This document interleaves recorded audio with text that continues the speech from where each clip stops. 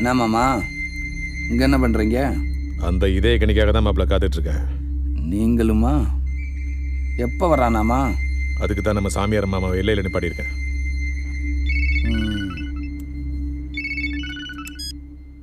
என்ன மாமா வந்துட்டானா?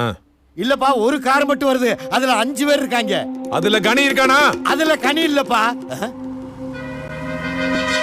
ஏப்பா, 2வது கார் வருது. அதுல 5 பேர் இருக்கா. அதுல கனி இருக்கா. வந்துட்டானா? பதட்டப்படாதீங்க மாமா.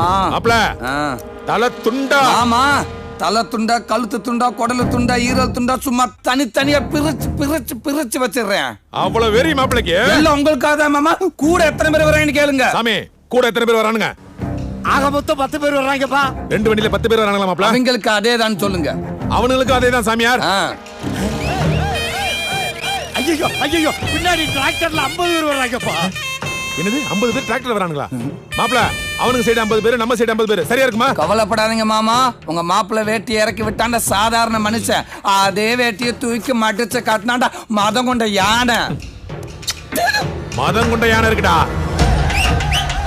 ஐயோ, லாரியில 100 பேர் வர்றாங்களையா. 100 பேர் வர்றாங்களா? என்னது எக்ஸ்ட்ரா ஒரு லாரி? அதுல 100 பேரா?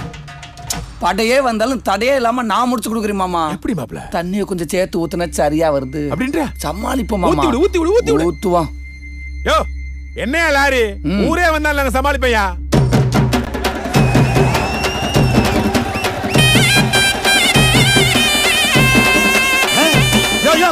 ஊரே நாயா வருது. ஊரே வருதா மாப்பிள்ள? அட வரட்டு மாமா. நீங்க வர தலைக்கு 2 துண்டை போட்டு விருந்த முடிச்சு வீட்டுக்கு அனுப்புறதை விட்டு என்னமோ தகச்சு போய் நிக்கிறீங்க. தலைக்கு 2 துண்டா?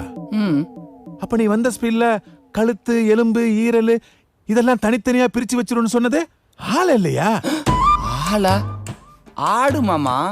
ஆடா? என்ன மாமா இப்படி கேட்டீங்க?